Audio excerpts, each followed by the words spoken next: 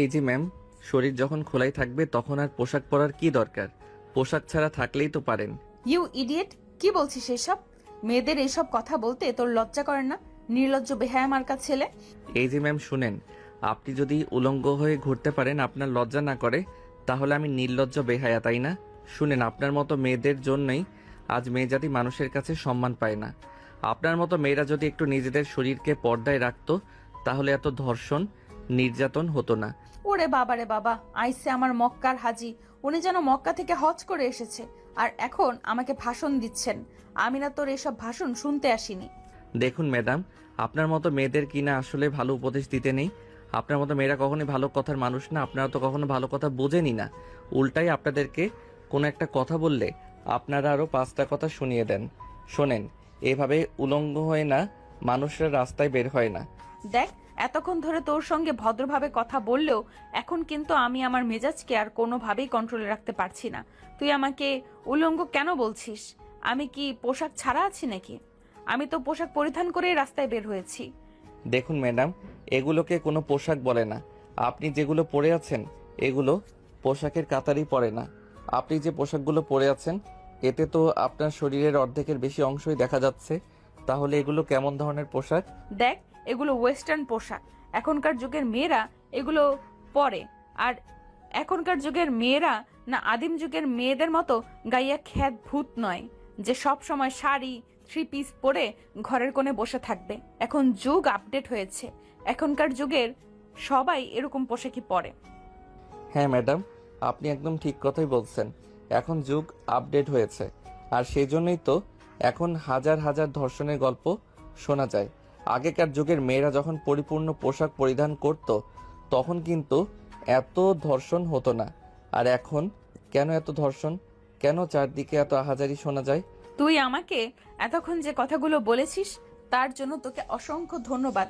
কিন্তু বিশ্বাস কর, এখানে দাঁড়িয়ে দাঁড়িয়ে তোর এসব লেকচার শোনার মতো কোনো সময় আমার নেই। আমার এখন যেতে হবে। রাজ এবছর অনার্স ফাইনাল ইয়ারে পড়াশোনা করছে। সে তার বাবা মায়ের একমাত্র আদরের সন্তান। তার বাবা মায়ের কাছে সে যখন মুখ ফুটে যেটা চেয়েছে সেটাই পেয়েছে। তার বাবা মা তাকে অনেক আদর যত্ন নিয়ে বড় করেছে। যাই হোক ভিউয়ার্স, চলুন কথা না বাড়িয়ে মূল গল্পে ফিরে আসি। আর বাকি বিষয়টি না হয় আপনারা গল্পের মধ্যেই জেনে নেবেন। ক্যাম্পাসে এসেই তার বন্ধু নিলয়ের সঙ্গে তার দেখা হয়। কি ব্যাপার দোষ, কেমন আছিস? এই তো আলহামদুলিল্লাহ ভালোই আছি। তোর কি খবর? আর তুই না বলেছিলি তোর ছোট বোনকে আমাদের ভার্সিটিতে ভর্তি করাবি, তাহলে নিয়ে আসলি না কেন? আসলে ওর শরীরটা ভালো নেই, গতকাল রাতে হঠাৎ করে খুব জ্বর এসেছে, তাই নিয়ে আসতে পারিনি। জ্বর একটু কমলে তারপরেই নিয়ে আসবো। যাই হোক চল, ক্লাসের টাইম হয়ে গিয়েছে, ক্লাসে যাওয়া যাক। এই বলে রাজ আর হৃদয় দুজনেই ক্লাসরুমে চলে আসে। প্রথম ক্লাসের ঘন্টা পড়তেই প্রিন্সিপাল স্যার একটা মেয়েকে নিয়ে ক্লাসরুমে ঢুকলো।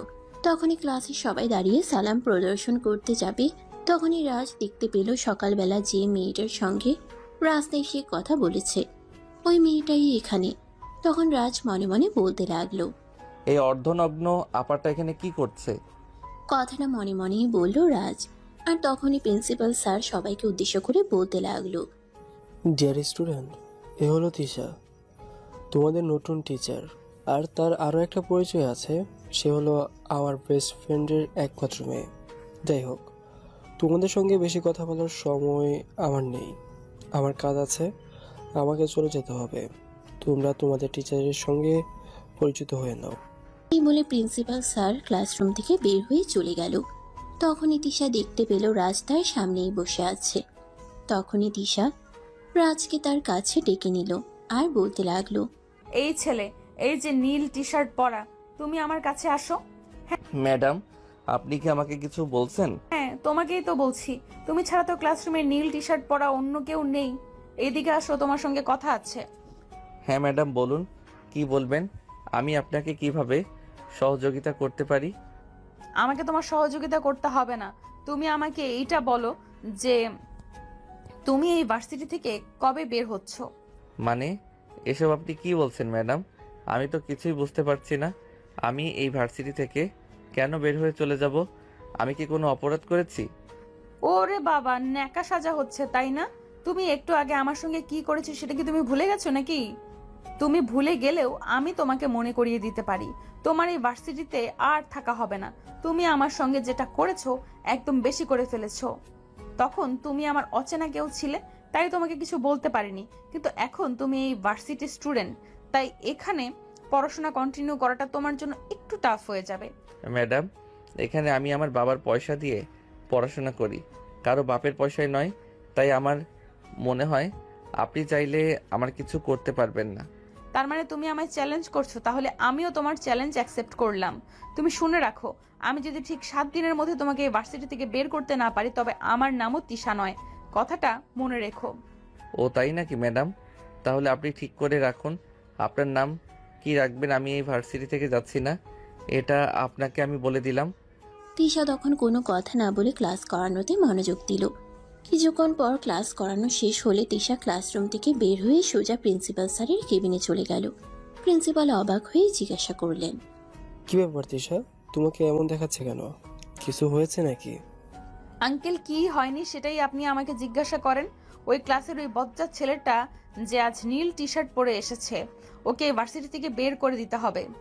ও যদি এই ভার্সিটিতে পড়াশোনা করে তাহলে আমি এখানে চাকরি করব না। এসব তুমি কি বলছো তিশা? তোমার কি মাথা খারাপ হয়ে গেছে নাকি? আমি বুঝতে পারছি তুমি রাজের কথা বলছো, কিন্তু রাজ আমার জানা মতে কখনোই কাউকে অন্যায় কিছু বলে না। দেখো, তুমি হয়তো ওকে ভুল ভাবছো। তুমি একটু মাথা ঠান্ডা করো, আরও ভালোভাবে চিন্তা ভাবনা করো, তাহলেই দেখতে পারবে ও যা করেছে কিংবা যা বলেছে সবটাই ঠিক, কোনো ভুল নেই। দেখুন স্যার, আমি আপনাকে শেষবারের মতো বলছি, এই ভার্সিটিতে হয়তো ওই ছেলেটা থাকবে, নয়তো আমি। কিন্তু দিশা, বিশ্বাস করো, এই দুটোর মধ্যে কোনোটাই সম্ভব নয়। তুমি নতুন চাকরি নিয়েছো, এখন তুমি যদি এই ভার্সিটি থেকে বের হয়ে যাও, অন্য জায়গায় চাকরি হয়ে যাবে। আর রাজ এই ভার্সিটির সবচাইতে ব্রিলিয়ান্ট স্টুডেন্ট, তাকে তো আমি কোনোভাবেই ভার্সিটি থেকে বের করে দিতে পারি না। তাছাড়া সে অনার্স ফাইনাল ইয়ার স্টুডেন্ট, এই মুহূর্তে তো কোনোভাবেই সম্ভব নয়।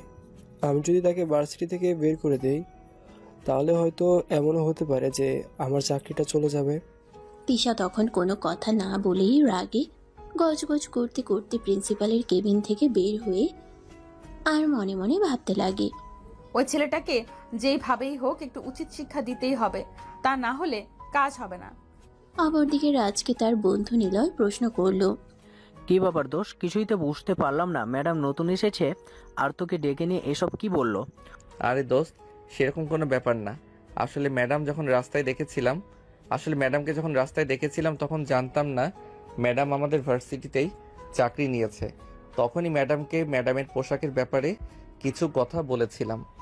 ও আচ্ছা, এই ব্যাপার বুঝতে পেরেছি। আসলে এই বিষয়টা ক্লাসরুমে আমিও লক্ষ্য করেছিলাম।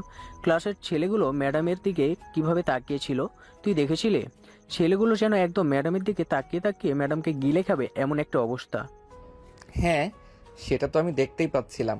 আসলে এই যুগের ছেলেরা এরকমই।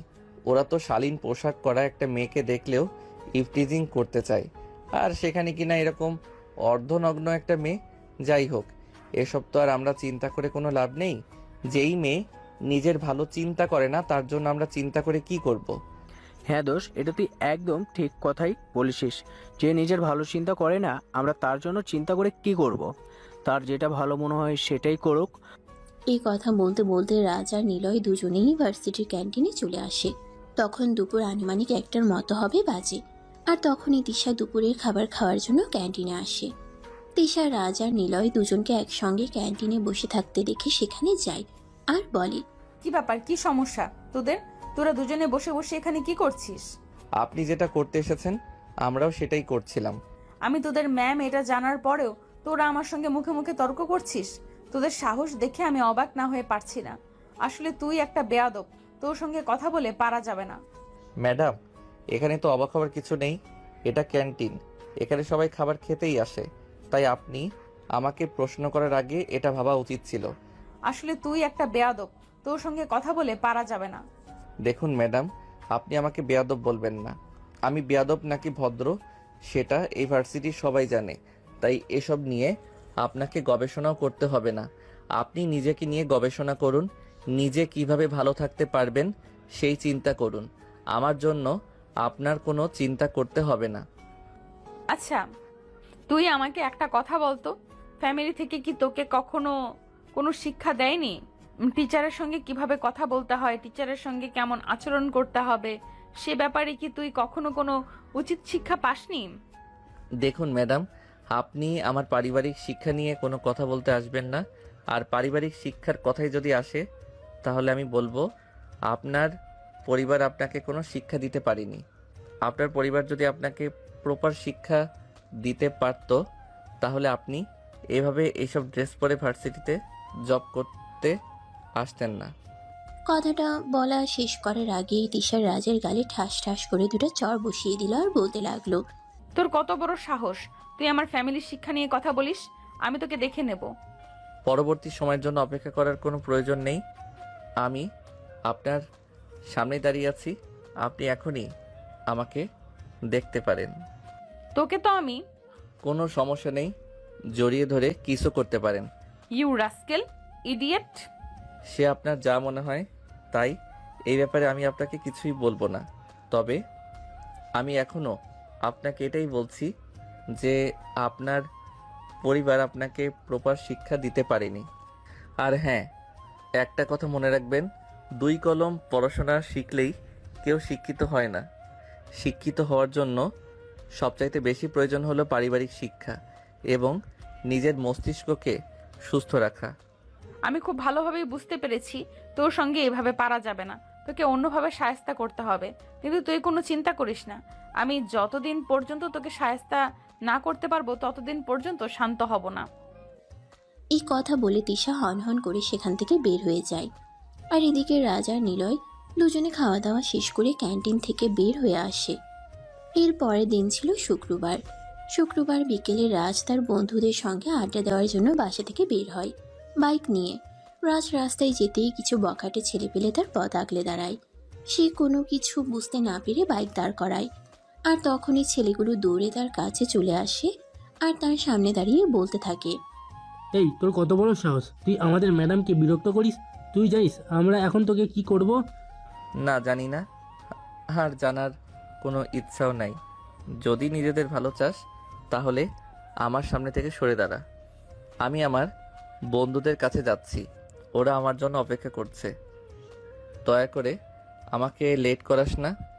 তোর বন্ধুদের কাছে যাওয়া তোর হবে না, তোকে আমরা জমের বাড়িতে পাঠিয়ে দেওয়ার চিন্তা ভাবনা করেছি। তুই এক্ষুনি এখান থেকে সোজা জমের বাড়িতে চলে যাবি। দেখ, শুধু শুধু আমার সঙ্গে পাঙ্গা নিতে আসিস না। আমার সম্পর্কে তোদের কোনো আইডিয়া নেই, তাই আমার সামনে দাঁড়িয়ে এভাবে কথা বলার সাহস পাচ্ছিস। কিন্তু বিশ্বাস কর, তোদের এসব হুমকি ধামকি আমি একটু ভয় পাই না। তাহলে তুই যেটা ভয় পাস সেটার ব্যবস্থা করতে হবে। আর কোনো চিন্তা করিস না, আমরা সমস্ত রকম প্রিপারেশন নিয়ে এসেছি। এই বলে সবগুলো ছেলে একসঙ্গে রাজকে আক্রমণ করতে যাবে।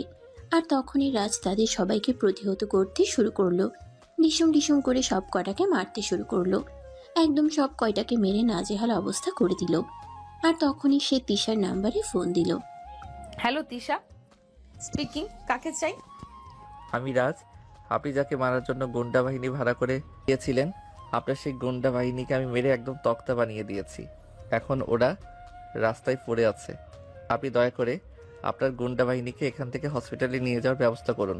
তা না হলে ওরা হয়তো মারা যেতে পারে, কারণ আমি ওদেরকে খুব ভালো করে উত্তম মধ্যম দিয়েছি।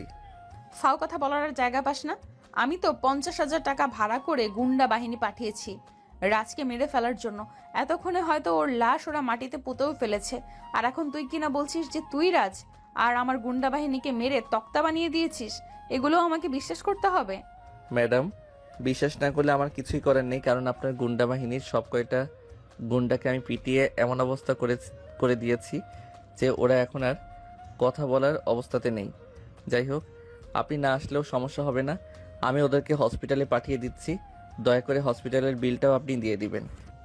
এই বলে তখনই রাজ টুং করে ফোনটা কেটে দিল। আর এদিকে তিশা তার ভাড়া করা মাস্তান বাহিনীর সরকারকে ফোন দিতে লাগলো, কিন্তু কেউ ফোন রিসিভ করলো না। তিশা পড়ে গেল মহা চিন্তায়। অপরদিকে রাজ অ্যাম্বুলেন্স ফোন করে মাস্তান বাহিনীর সব কয়টা ছেলেপেলেকে হসপিটালে নিয়ে যায়। তারপর ওদেরকে ভর্তি করিয়ে দিয়ে রিসিপশনে তিশার নাম্বারটা দিয়ে চলে আসে। কিছুক্ষণ পর হসপিটালের রিসেপশন থেকে তিশার নাম্বারে ফোন দিতে এসে ফোনটা রিসিভ করে। আর তখনই রিসেপশনের মেয়েটা তিশাকে উদ্দেশ্য করে বলে, আসসালামু আলাইকুম, আপনি কি তিশা ম্যাডাম বলছেন? হ্যাঁ বলছি, কারণ আপনি কে আর আমাকে কেন ফোন করেছেন? ম্যাডাম, একটু আগে আমাদের হসপিটালে বেশ কিছু ছেলেপেলেকে নিয়ে একজন লোক এসেছে। ওদের অবস্থা খুবই ক্রিটিক্যাল। উনি ওদেরকে ভর্তি করিয়ে তারপর আপনার নাম্বারটা দিয়ে চলে গেছেন। আপনি এক্ষুনি একবার সিটি হসপিটালে আসুন। এইসব আপনি কি বলছেন? আমি তো বিশ্বাসই করতে পারছি না। তাহলে কি রাত সত্যি সত্যি আমার গুন্ডা বাহিনীকে মেরে তক্তা বানিয়ে দিয়েছে? হ্যাঁ ম্যাডাম, একদম তাই। ছেলেগুলোর অবস্থা খুবই খারাপ। এমার্জেন্সি ওদেরকে ট্রিটমেন্ট করাতে হবে, না হলে অবস্থা খুবই খারাপ হয়ে যেতে পারে। আর ওদের অনেকগুলো ওষুধ লাগবে, এগুলোর দাম প্রায় 1.5 লাখ টাকার মতো। আর ওই টাকাটা আপনাকে পে করতে হবে, তা না হলে আমি ওদের ট্রিটমেন্ট করতে পারবো না। কথাটা শুনে তিশা পড়ে গেল মহা চিন্তায়। সে কি করবে কিছুই বুঝতে পারছে না।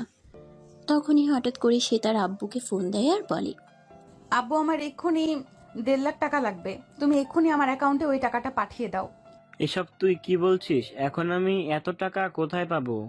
তাছাড়া তুই তো খুব ভালো করে জানিস আমাদের মধ্যবিত্ত ফ্যামিলি, আমরা যখন যা চাই তখন তাই করতে পারি না, তাই আমাদেরকে সবকিছু চিন্তা ভাবনা করেই করতে হয়।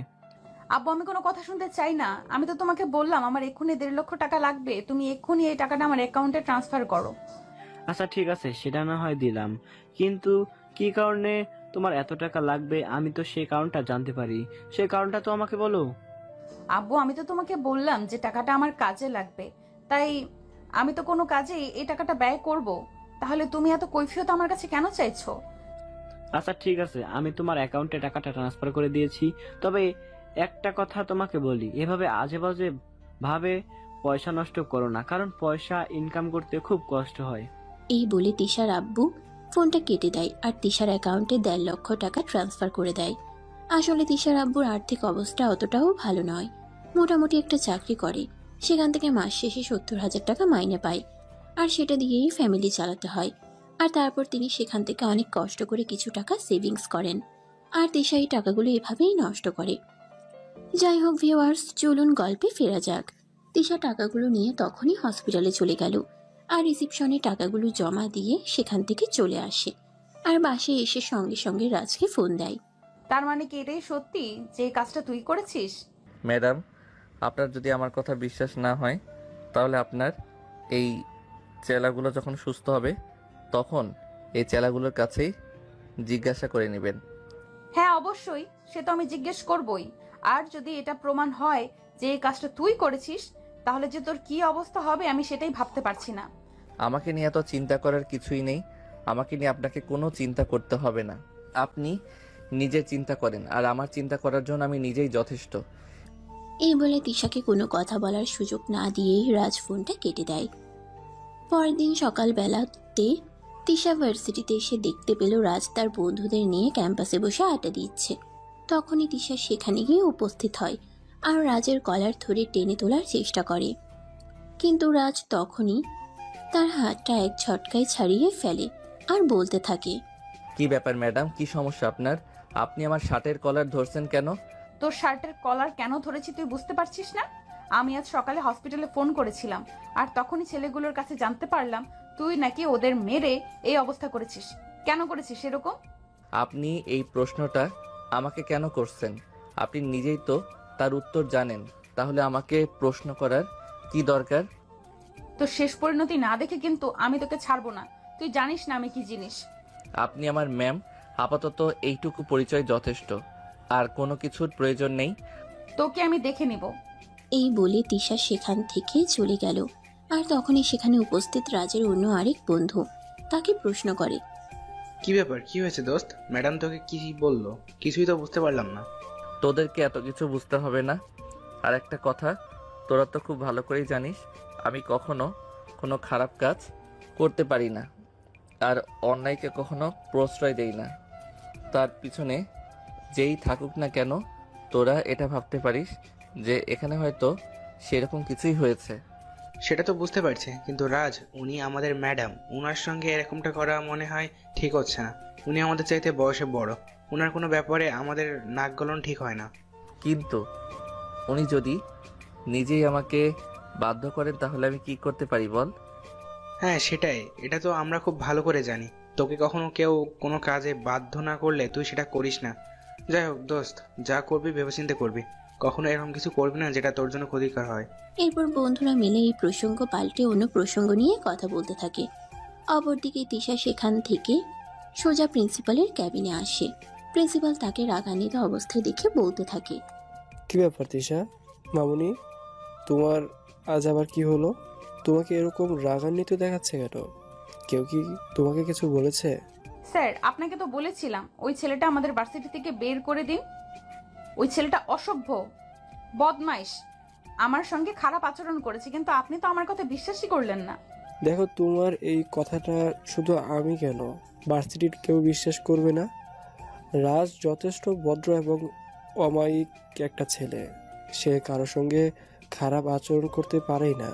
আর সেখানে তুমি তো ওর টিচার, তোমার সঙ্গে তো ও কখনোই খারাপ আচরণ করবে না। তাই এসব কথা আর বলো না। উফ, ননসেন্স। এই বলে তিশা সেখান থেকে বের হয়ে চলে আসে। আর মনে মনে ভাবতে থাকে কিভাবে এই ছেলেটাকে শায়েস্তা করা যাবে। কারণ তিশা কখনো কারো কাছে হার মানতে শিখেনি, সে সবসময় জিততেই শিখেছে। তাই সে মনে মনে ভাবতে থাকে কিভাবে তাকে জব্দ করা যাবে। এভাবে দেখতে দেখতেই বেশ কয়েকদিন সময় কেটে গেল।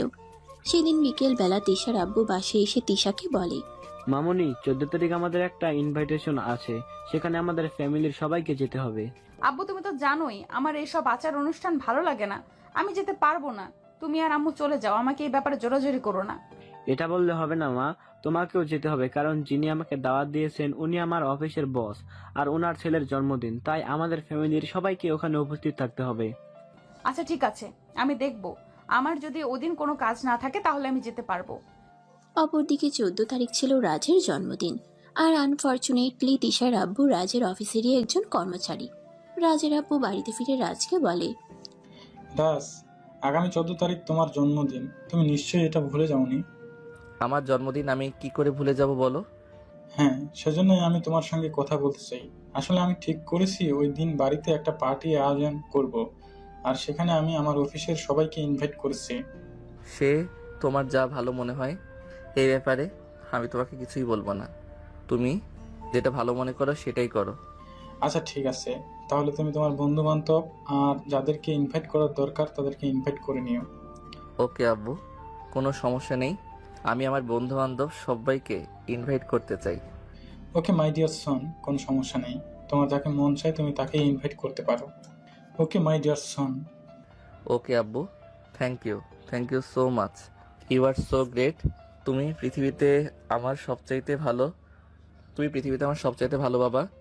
কারণ তোমার কাছে আমাকে কখনো মুখ ফুটে কোনো কিছু চাইতে হয় না।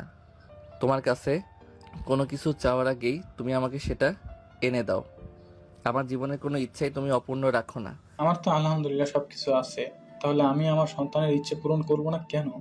আল্লাহ আমাকে যা দিয়েছে তা দিয়ে তোমার সম্পূর্ণ করার ক্ষমতা আমার রয়েছে, তাই আমি কেন তোমার ইচ্ছে অপূর্ণ রাখবো বলো? ওকে আব্বু, ঠিক আছে, আমি তাহলে এখন আসি। এই বলে রাজ নিজের রুমে চলে আসে। আর পরের দিন ভার্সিটিতে গিয়ে তার সমস্ত বন্ধু বান্ধবকে নিজের বার্থডেতে ইনভাইট করে। এরপর দেখতে দেখতে সময়টা কেটে গেল। আজ 14 তারিখ, রাজের বার্থডে। রাজের বাড়িতে আজ অনেক সুন্দর করে সাজানো হয়েছে। সকাল থেকেই বাড়িতে মেহমান আসা শুরু করে দিয়েছে। আসলে রাজের বাড়িতে আজ অনেক সুন্দর করে সাজানো হয়েছে। সকাল থেকেই বাড়িতে মেহমান আসা শুরু করে দিয়েছে। আসলে আজ রাজের 20তম জন্মদিন, তাই তার বাবা এই দিনটাকে স্মৃতিময় করে রাখতে চায়। আর সেজন্যই তার বাবা তাদের আত্মীয় স্বজন সবাইকে ইনভাইট করেছে। বলা চলে ছোটখাটো একটা বিয়ের অনুষ্ঠান যেরকম হয় সেরকম। বিকেল হতে না হতেই রাজের বন্ধু বান্ধব সবাই বাড়িতে চলে আসে। আর তারপর সবাই মিলে রেডি হয়ে নিল। সন্ধ্যার দিকে সবাই ড্রয়িং রুমে চলে আসে, কারণ একটু পরেই রাজের জন্মদিনের অনুষ্ঠান শুরু হতে চলেছে। আর অপরদিকে তিশা নিজের রুমে রেডি হচ্ছিল তার বাবার অফিসের এমডি স্যারের ছেলের জন্মদিনে যাওয়ার জন্য। আর তখনই তার বাবা তাকে ডাক দেয়। কি ব্যাপার তিশা, তুমি এখনো রেডি হওনি কেন? তোমাকে তো বলছিলাম সন্ধ্যার মধ্যে আমাদেরকে ওখানে উপস্থিত থাকতে হবে।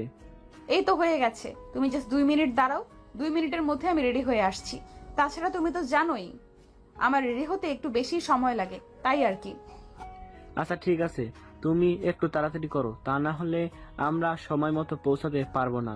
আর যদি সময় মতো পৌঁছাতে না পারি তাহলে বস রাগ করবে। এই বলে তিশা তাড়াতাড়ি করে রেডি হয়ে নেয়। আর কিছুক্ষণের মধ্যেই তারা বাবা মেয়ে মিলে রওনা দেয়।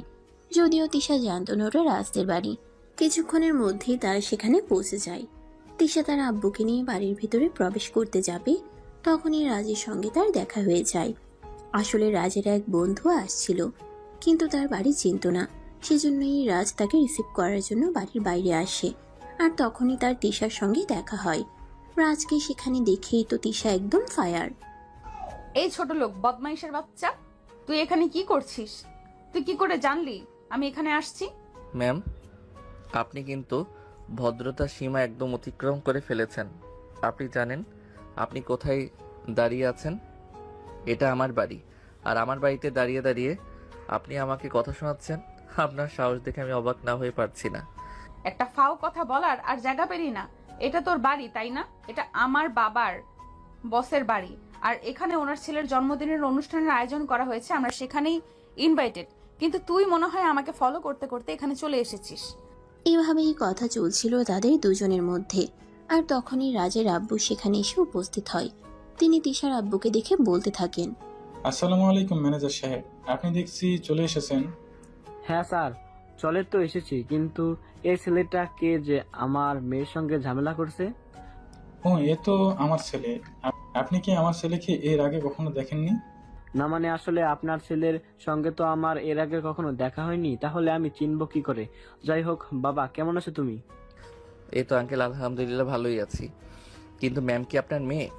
হ্যাঁ, তিশা তো আমারই মেয়ে, কিন্তু তুমি কি তিশাকে চেনো নাকি? হ্যাঁ, ওনার আমাদের ভার্সিটিতে নতুন চাকরি হয়েছে। কিন্তু আপনার সম্পর্কে তো আমি আমার আব্বুর কাছে শুনেছি। আপনি যথেষ্ট ভালো আর ভদ্র, তবে আপনার মেয়েটা এরকম কেন? এদিকে তিশার আগে গজগজ করতেছে।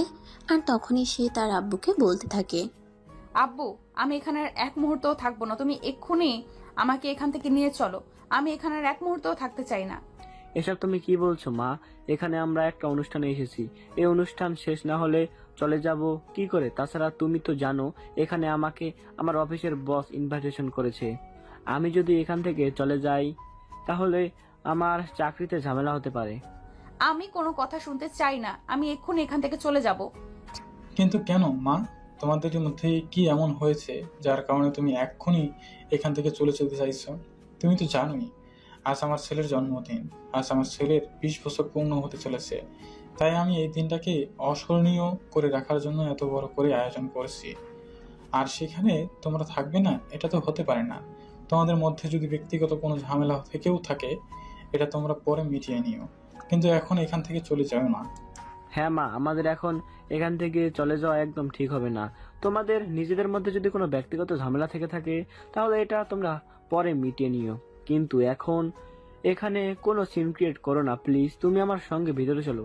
ঠিক আছে, শুধু তোমরা দুজনে বলছো বলে আমি ভেতরে যাচ্ছি। তা না হলে আমি এখানে আর এক মুহূর্তও দাঁড়াতাম না। এই বলে তিশা ভেতরে চলে আসে।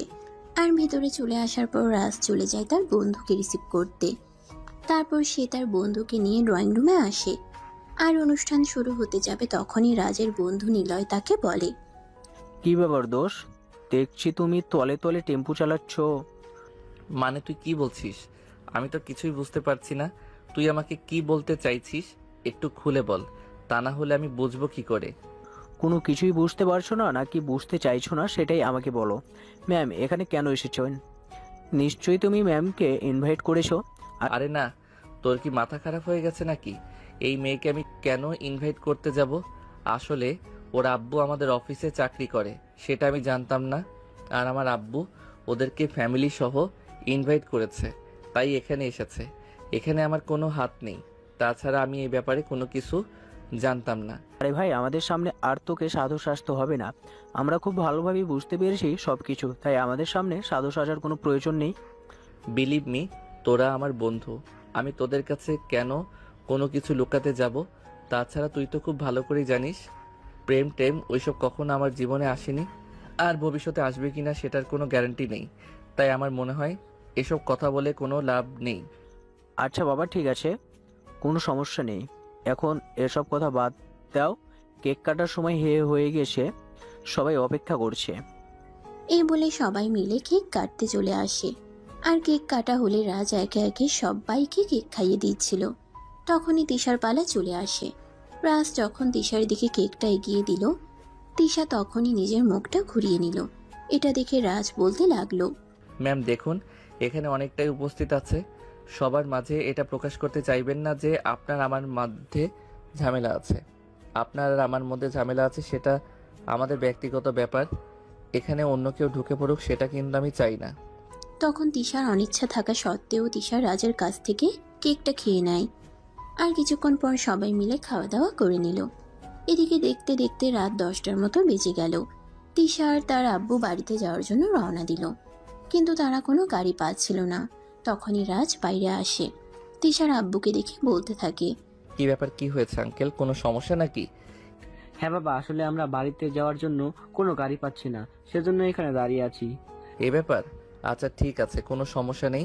আপনি একটু ওয়েট করুন, আমি গাড়ি নিয়ে আসছি, আপনাদের বাড়িতে পৌঁছে দিব। না, তার কোনো প্রয়োজন হবে না। প্রয়োজন হলে হেঁটে হেঁটে বাসায় চলে যাব, কিন্তু তোমার মতো ছেলের সঙ্গে গাড়িতে করে বাড়িতে যাব না। দেখুন ম্যাম, আমি আপনার ভালোর জন্যই বলছি, আপনাকে বাড়িতে পৌঁছে দিয়ে আসবো। এখন যদি আপনি নিজের ভালোটা বুঝতে না পারেন তাহলে তো আমার কিছু করার নেই। রাত 10টার মতো বেজে গেছে, আর এদিকে 10টার পর কোনো গাড়ি পাওয়া যায় না, তাই আমার মনে হয় কোনো গাড়ি পাবেন না। যদি ভালো চান তাহলে চলুন, আমি আপনাদের বাড়িতে পৌঁছে দিয়ে আসি। হ্যাঁ মা, রাজ একদম ঠিক কথাই বলেছে। রাত 10টার পরে এদিকে কোনো গাড়ি পাওয়া যায় না। তুই আর এরকম করিস না, রাজ আমাদের বাড়িতে পৌঁছে দিয়ে আসুক। তখন দিশা আর কোনো কথা না বলে চুপচাপ দাঁড়িয়ে। এদিকে রাজ গ্যারেজ থেকে নিজের গাড়িটা বের করে, আর তারপর তিশা আর তার আব্বুকে গাড়িতে উঠতে বলে। প্রায় 20 মিনিট পর রাজ তিশা আর তার আব্বুকে তাদের বাড়িতে পৌঁছে দেয়। আর এদিকে তিশা গাড়ি থেকে নামতে যাবে, তখনই রাজ তিশার কানে কানে বলতে থাকে, সত্যি আপনাকে অনেক সুন্দর লাগছিল। যদিও সবার সামনে কথাটা বলতে পারিনি, তাই এখন আপনাকে বললাম। শাড়িতে কিন্তু আপনাকে অসম্ভব সুন্দরী লাগে। তিশা তখন কোনো কথা না বলে মুখটাকে একটা ভিঞ্চি মেরে সেখান থেকে চলে গেল। এদিকে রাজ তাদেরকে বাড়িতে পৌঁছে দিয়ে তারপর গাড়ি নিয়ে বাড়িতে চলে আসে। বাসায় প্রবেশ করা মাত্রই তার আব্বু তাকে জিজ্ঞাসা করলো, কি ব্যাপার বাবা, কোথায় গিয়েছিলে? কি ব্যাপার বাবা, তুমি কোথায় গিয়েছিলে? তোমাকে তো একটা কাজের জন্য আমি অনেকক্ষণ ধরেই খুঁজতেছিলাম, কিন্তু কোথাও তোমাকে খুঁজে পাচ্ছিলাম না। আসলে আব্বু, ওই যে ম্যানেজার সাহেব, ওনার মেয়েকে নিয়ে আমাদের বাড়িতে দাওয়াতে এসেছিলেন না, ওনারা বাড়িতে যাওয়ার জন্য কোনো গাড়ি পাচ্ছিলেন না, তাই আমি গাড়ি নিয়ে ওনাদেরকে বাড়ি পর্যন্ত পৌঁছে দিয়ে আসলাম। আর সেই জন্যই তুমি হয়তো আমাকে কোথাও খুঁজে পাওনি। যাই হোক, বলো কি হয়েছে? না, সেরকম কোনো ব্যাপার না। আসলে আমাকে একটু কালকেই ব্যবসার কাজে ইংল্যান্ড যেতে হবে। এইমাত্র আমার একটা মেইল এসেছে, আর সেখানে আমাকে 1 সপ্তাহের মতো থাকতে হবে। তাই এই কয়েকদিন তোমাকে একটু অফিসে যেতে হবে। এসব তুমি কি বলছো? আমি তো আজ পর্যন্ত কখনো অফিসে যাইনি। অফিসের কাজকর্ম তো আমি কিছুই বুঝি না। তাহলে অফিসে গিয়ে আমি করবোটা কি? তাছাড়া আমার তো ভার্সিটি আছে। ভার্সিটিতে কোনো সমস্যা হবে না। আমি তোমার প্রিন্সিপালের সঙ্গে কথা বলে সব ঠিক করে নিব। আর অফিসের সব কাজ ম্যানেজারকে বলে দিব তোমাকে বুঝিয়ে দিতে। আচ্ছা ঠিক আছে, আমাকে যদি কাজ বুঝিয়ে দেওয়া হয় তাহলে ইনশাল্লাহ আমি বুঝে নিতে পারবো, কোনো সমস্যা হবে না, তোমার চিন্তার কোনো কারণ নেই। এই বলে রাজ নিজের রুমে চলে আসলো। তার পরের দিন সকালবেলা তার আব্বু ইংল্যান্ডের উদ্দেশ্যে রওনা দেয়। আর সকাল 10টা থেকে ঘুম থেকে উঠে রাজ অফিসে চলে আসে। এদিকে তিশা সেদিন ভার্সিটিতে এসে রাজকে দেখতে না পেয়ে রাজের বন্ধু নিলয়কে প্রশ্ন করে, কি ব্যাপার, আজ ওই রাম ছাগলটাকে দেখছি না কেন? রাম ছাগলটা কি আজ ভার্সিটিতে আসেনি নাকি? না ম্যাডাম, রাজ আজকে ভার্সিটি আসেনি। কেন আসলো না সেটাও বুঝতে পারছি না। আমার ফোনে ব্যালেন্স নেই, তাই আমি তাকে ফোন করতেও পারিনি। ও আচ্ছা, ঠিক আছে, না এসে ভালোই হয়েছে। এই ছেলেটাকে দেখলে আমার গায়ে ঘিন ঘিন করে। ছেলেটাকে আমার একদমই দেখতে মন চায় না। যাই হোক, তোমরা সবাই ক্লাসে মনোযোগ দাও। এই বলে তিশা ক্লাস করাতে লাগলো। আর এদিকে সেদিনকের দিনটা কেটে গেল। তবে সেদিন অন্যরকম কিছু একটা ঘটলো। তিশার বারবার রাজের কথা মনে পড়ছিল। কেন জানি না, সে না চাইলেও বারবার তার চোখের সামনে রাজের মুখটা ভেসে উঠছিল। বারবার সে রাজকে খুব বেশি মিস করছিল। তবুও ভার্সিটি টাইম শেষ হলে তিশা বাসায় চলে আসে। অপরদিকে অফিসে ছিল আজকে রাজের প্রথম দিন, তাই সে অফিসের কোনো কাজ জানতো না। তবে ম্যানেজার তাকে অনেক সহযোগিতা করেছে, সব কাজ তাকে বুঝিয়ে দিয়েছে, তাই তার কাজ করতে কোনো সমস্যা হয়নি। বিকেল 5টার দিকে অফিস শেষ করে রাজ বাসায় চলে আসে, আর তখনই তার নাম্বারে নিলয়ের নাম্বার থেকে একটা ফোন আসে। সে ফোনটা রিসিভ করতেই অপর প্রান্ত থেকে শুনতে পায়, কি ব্যাপার দোষ, কোথায় তুই সারাদিন? তোর কোনো খোঁজ খবর নেই, আর তুই ভার্সিটিতে আসলি না কেন? না মানে আসলে আব্বু আজ সকালেই ইংল্যান্ডে একটা কাজের জন্য চলে গেছে, তাই আমাকে অফিসে যেতে হয়েছে। আর আগামী 1 সপ্তাহ যেতে হবে, তাই আমি আগামী 1 সপ্তাহ ভার্সিটিতে আসতে পারবো না। আর তার জন্য আব্বু প্রিন্সিপাল স্যারের কাছ থেকে বলে ছুটি নিয়েছে। ও আচ্ছা দোষ, তোকে একটা কথা বলার জন্য আজ যে তুই ভার্সিটিতে আসিসনি, এটা দেখে টিশা ম্যাম তোর খোঁজ খবর নিচ্ছিল। আমি বুঝতে পারছি না তোদের দুইজনের মধ্যে কি চলছে, একটু বলবি আমায়? আরে ভাই, আমার মনে হয় তোর মাথা খারাপ হয়ে গেছে। আমাদের দুজনের মধ্যে কি চলবে? আর যদি কিছু চলতো তাহলে সেটা তুই জানতে পারতিস। আমাদের মধ্যে কিছুই চলছে না রে ভাই। কাল তোর জন্মদিনের পার্টিতে গিয়ে ম্যামকে সেখানে দেখতে পেলাম, আর আজ ম্যাম তোর খোঁজ খবর নিচ্ছিল। এখন তুই বললেই হলো যে তোদের মধ্যে কিছু চলছে না? দেখ, আমাদের কাছে কোনো কিছু লুকাবি না, আমরা তোর বন্ধু, আমাদের কাছে সব বলে দে প্লিজ। আরে ভাই, যা সত্য তাই বলছি, আমাদের মধ্যে কিছু চলছে না। আর যদি কিছু চলতো তাহলে তুই জানতে পারতি। আর হ্যাঁ, তোকে একটা কথা বলে রাখি, ক্লাসে পড়াগুলো সব নোট করে আমাকে পাঠিয়ে দিবি। আর আমি যে অফিসে যাচ্ছি এটা যেন তুই ছাড়া অন্য কেউ জানতে না পারে। আচ্ছা দোষ, ঠিক আছে, তুই কোনো চিন্তা করিস না, কেউ কোনো কিছু জানতে পারবে না। তবে একটা কথা তোকে বলে রাখি, যদি কখনো জানতে পারে ম্যাম আর তোর মধ্যে কিছু চলছে, তাহলে কিন্তু তোর খবর আছে, এটা তোকে বলে দিলাম। এই বলতে বলতে দুজনে কথা বলা শেষ করে ফোন রেখে দেয়। আর এদিকে রাজ প্রথমবার অফিসে গিয়েছে। অফিসের কাজ করতে গিয়ে সে অনেকটাই হাঁপিয়ে গেছে, খুব ক্লান্ত বোধ করছে। তাই বাড়িতে এসেই নিজের রুমে গিয়ে কাপড় চোপড় চেঞ্জ না করেই বিছানায় শুয়ে ঘুমিয়ে পড়ল। তার আম্মু সন্ধ্যায় নাস্তা বানিয়ে তাকে ডাকতে এসে দেখলো সে কাপড় চোপড় চেঞ্জ না করেই বিছানায় শুয়ে ঘুমাচ্ছে। তাই তিনি তাকে ঘুম থেকে ডেকে তুললেন। এই রাজ, রাজ, কি হয়েছে তোর? এই সন্ধ্যাবেলা ঘুমাচ্ছিস কেন? বিছানা ছেড়ে ওঠ, আমি নাস্তা বানিয়েছি, খাবি আয়। উফ আম্মু প্লিজ ডাকাডাকি করিও না তো, আমার শরীরটা খুব ক্লান্ত লাগছে, আমাকে একটু ঘুমাতে দাও। আর এখন আমি নাস্তা করব না, রাতের খাবার খাওয়ার সময় হলে আমি নিজেই চলে আসব। তখন রাজের আম্মু আর কোনো কথাই বলল না, চুপচাপ সেখান থেকে চলে গেল। কারণ তিনিও বুঝতে পারছেন এই প্রথমবার তাদের ছেলে কোনো একটা কাজ করেছে, তাও আবার অফিস সামলেছে। অফিস সামলানোটা এতটাও সহজ কাজ নয়। রাজ ক্লান্ত শরীর নিয়ে ঘুমিয়ে যায়। রাত 10টার দিকে আবারও তার আম্মু তাকে রাতের খাবার খাওয়ার জন্য ডাক দেয়। তখন সে বিছানা ছেড়ে উঠে আর ফ্রেশ হয়ে রাতের খাবার খেয়ে নেয়। তারপর ড্রয়িং রুমে এসে বসে। তখনই তার আম্মু তাকে আবারও বলতে থাকে, কি ব্যাপার বাবা, প্রথম দিনের অফিস কেমন কাটলো? এই তো ভালোই। আসলে তুমি তো জানোই আমি কাজের পর্যন্ত জানতাম না, কিন্তু ম্যানেজার সাহেব আমাকে সব কিছু বুঝিয়ে দিয়েছে, তাই আমার সেরকম কোনো ঝামেলা হয়নি। তাহলে কি বাবা, এখন থেকে তুই অফিস সামলাতে পারবি? আরে না, এসব তুমি কি বলছো? আমি নিজেকে একদম এসব ঝামেলায় জড়াতে চাই না। যতদিন আব্বু বেঁচে আছে ততদিন আব্বু সব কিছু সামলাবে। আমি নিজেকে কোনো ঝামেলায় জড়াতে চাই না। এখন তো শুধুমাত্র আব্বু বাড়িতে নেই বলেই আমি অফিসে গিয়েছি, তা না হলে কি আমি কখনো অফিসে যেতাম নাকি? কিন্তু বাবা, সেরকমটা বললে হয় নাকি? তুই আমাদের একমাত্র সন্তান, আমাদের যা কিছু আছে সব কিছুর একমাত্র মালিক হলি তুই। এখন যদি তুই নিজের সব কিছু গুছিয়ে না রাখিস, সব কিছু বোঝার চেষ্টা না করিস, তাহলে কবে কি করবি আমি তো সেটাই বুঝতে পারছি না। আম্মু, তোমাকে তো চিন্তা করতে হবে না, যখন যেটা বোঝার তখন আমি সেটা বুঝে নিব। তবে এখন আমি সেই সব কিছুর মধ্যে নিজেকে জড়াতে চাই না, তাই প্লিজ তোমরা আমাকে জোরাজুরি করো না, আমাকে আমার মতো থাকতে দাও। এরপর রাজের আম্মু এই বিষয়ে আর কোনো কথা বাড়ালো না। তারা দুজনে মিলে তারপর অন্য একটা প্রসঙ্গ নিয়ে বেশ কিছুক্ষণ গল্পগুজব করলো আর রাত 11:30টার দিকে নিজেদের রুমে গিয়ে ঘুমিয়ে পড়ল। পরের দিন যথারীতি সকাল 8টার দিকে রাজ ঘুম থেকে উঠে আর তাড়াতাড়ি ফ্রেশ হয়ে নেয় অফিসে যাওয়ার জন্য, আর তারপর নাস্তা করে অফিসে চলে যায়।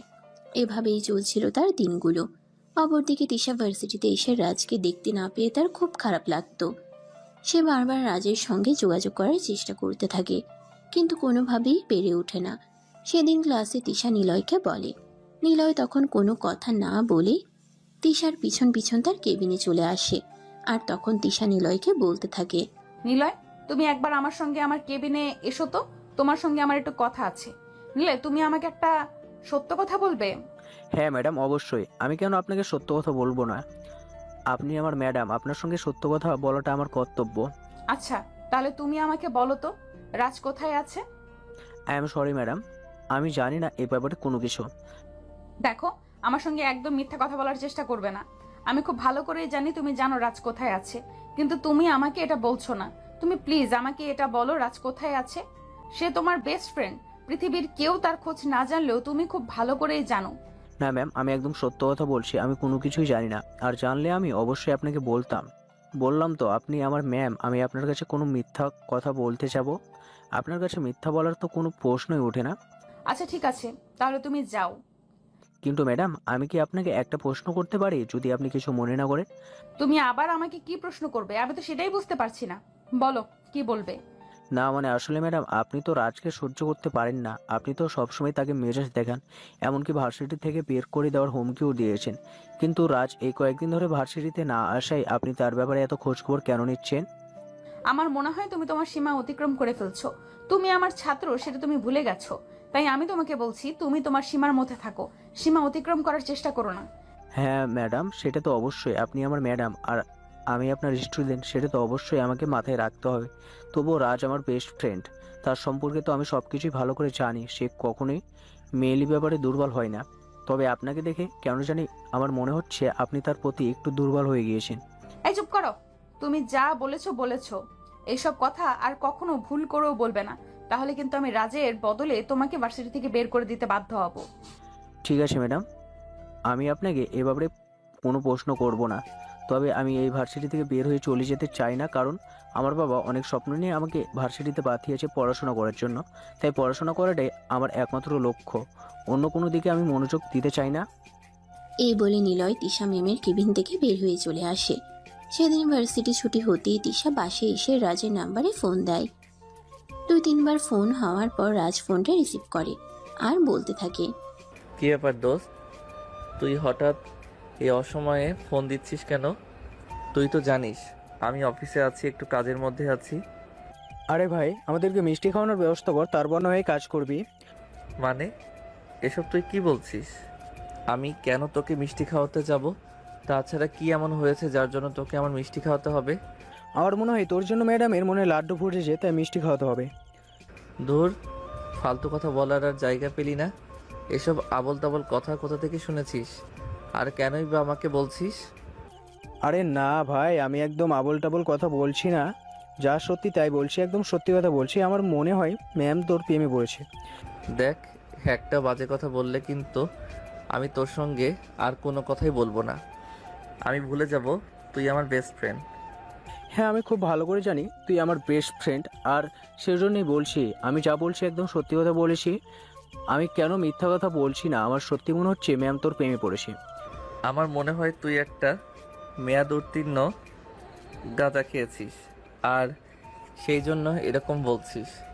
ম্যাম কেন আমার প্রেমে পড়তে যাবে?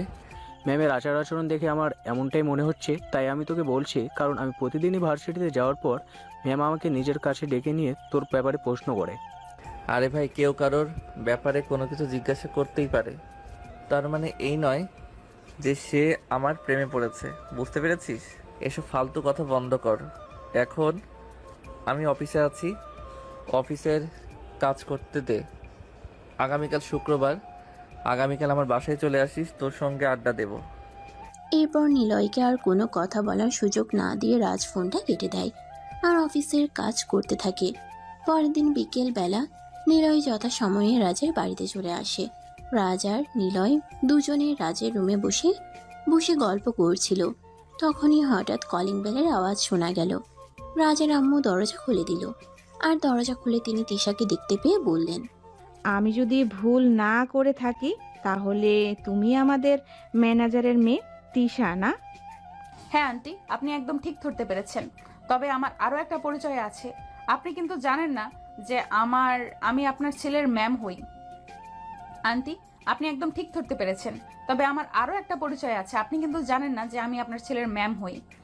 ও আচ্ছা, এই ব্যাপার তাহলে তো খুবই ভালোই হলো। তাই তো, ভেতরে আসো। এই বলে রাজের আম্মু তিশাকে নিয়ে বাড়ির ভেতরে চলে আসলো আর তিশাকে ড্রয়িং রুমে বসতে দিল। তখনই তিশা রাজের আম্মুর কাছে জিজ্ঞাসা করলো, আন্টি, আমি আসলে একটা দরকারে এসেছি। রাজ কয়দিন ধরে ভার্সিটিতে যাচ্ছে না কেন? তার কি কোনো প্রবলেম হয়েছে নাকি? আমি তো তার বন্ধুর কাছে জিজ্ঞাসা করেছিলাম, সে তো বলল কোনো কিছুই জানে না। আসলে মা, তোমার আঙ্কেল কয়েকদিন ধরে বাসায় নেই। উনি অফিসের একটা কাজের জন্য ইংল্যান্ড গিয়েছেন, আর সেই জন্য রাজকে অফিস সামলাতে হচ্ছে। সেই জন্য সে অফিসে যেতে পারছে না। ও আচ্ছা, এই ব্যাপার। যাই হোক আন্টি, রাজ এখন কোথায় আছে? আমি একটু তার সঙ্গে দেখা করতে চাই। তার সঙ্গে আমার একটা জরুরি দরকার আছে। আপনি কি প্লিজ তার সঙ্গে আমাকে একটু দেখা করিয়ে দিতে পারবেন? হ্যাঁ অবশ্যই, কেন নয়। তুমি উপরে গিয়ে ডান দিকের 2 নাম্বার রুমটায় চলে যাও। সেখানেই রাজ তার বন্ধুর সঙ্গে বসে বসে আড্ডা দিচ্ছে। তুমি রাজকে সেখানেই পেয়ে যাবে। তিশা তখন আর কোনো কথা না বলে সেখান থেকে সোজা উপরে চলে আসে আর রুমে এসে দেখতে পায় রাজ আর নিলয় দুজনে একসঙ্গে বসে আড্ডা দিচ্ছে। সে রাজকে নিজের চোখের সামনে দেখতে পেয়ে আর কোনোভাবেই নিজেকে কন্ট্রোল করতে পারছিল না। তাই সে দৌড়ে গিয়ে রাজকে জড়িয়ে ধরে বলতে লাগলো, তুমি এতদিন আমার সঙ্গে কোনো যোগাযোগ করনি কেন? জানো, তোমাকে দেখতে না পেয়ে আমার কতটা কষ্ট হয়েছিল। আমি তো ভেবেছিলাম হয়তো তোমার কিছু হয়ে গেছে। তোমার বাড়িতে আসারও সাহস পাচ্ছিলাম না, তাই তোমার কোনো খোঁজও নিতে পারছিলাম না। তিশার এমন কর্মকাণ্ড দেখে রাজ আর নিলয় দুজনেই হতবাক হয়ে যায়। তারা কেউই বুঝতে পারছে না কি হচ্ছে এখানে এসব। এদিকে নিলয় তখন অনেকটা লজ্জায় পড়ে যায় আর রুম থেকে বের হয়ে আসে।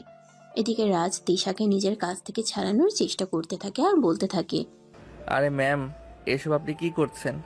আর সব কি পাগলের মতো আবোল তাবোল বকছেন?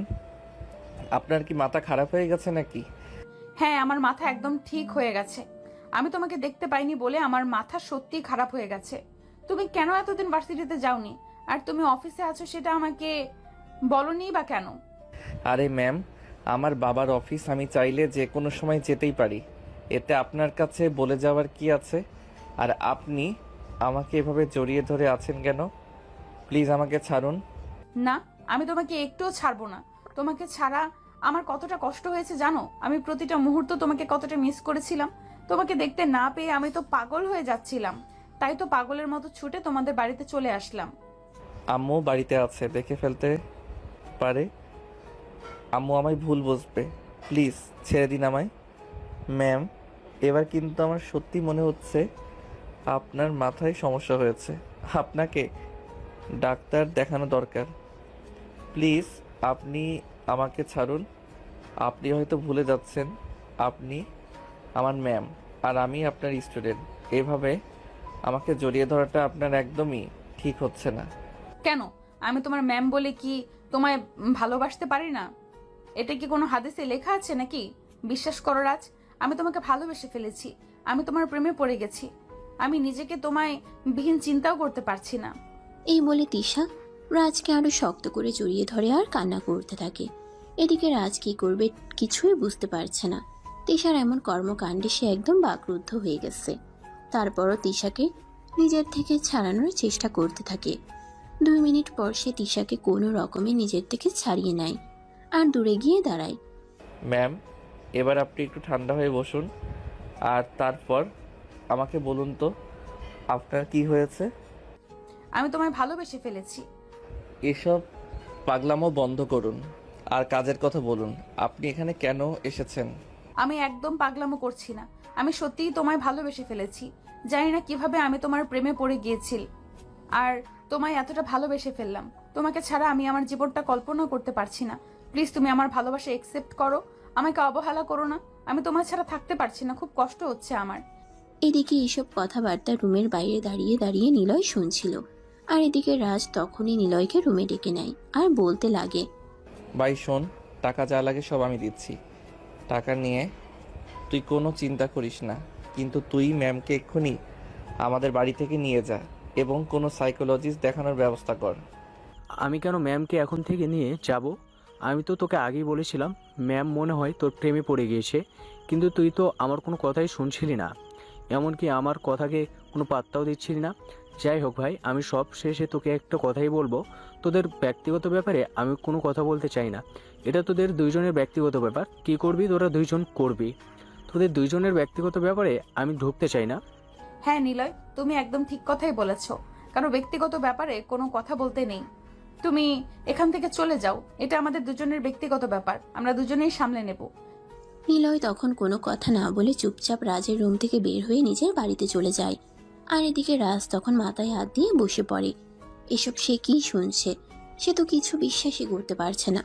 অবশেষে কিনা ম্যাম তার প্রেমে পড়ে গেল। কি হলো, তুমি এইভাবে চুপচাপ বসে আছো কেন? আমি তোমাকে কিছু বলেছি, তুমি আমার কথার কোনো উত্তর দিচ্ছ না কেন? ম্যাম প্লিজ, আমি আপনাকে রিকোয়েস্ট করে বলছি, আপনি এখান থেকে চলে যান দয়া করে। এখানে কোনো ঝামেলা করবেন না, এটা আমার বাড়ি। আর আব্বু আম্মু আমাকে খুব ভালো করে চেনে, তারা খুব ভালো করে জানে আমি কখনোই খারাপ কোনো কাজ করি না।